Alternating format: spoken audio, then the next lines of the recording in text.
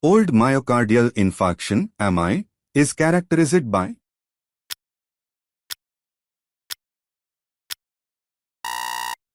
2. Presence of abnormal Q waves in ECG.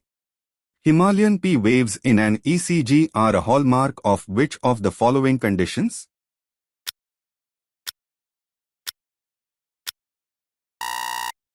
4. Epstein's anomaly. What is the name of the phase occurring from hours to days in myocardial infarction?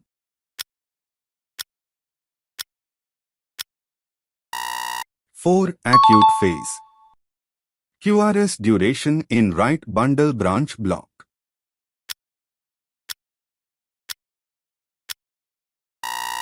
2. Above 120 milliseconds.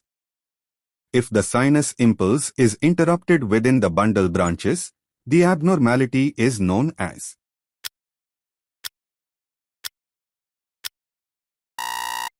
4. Bundle branch block. All of the following points should include patient education for Holter monitoring except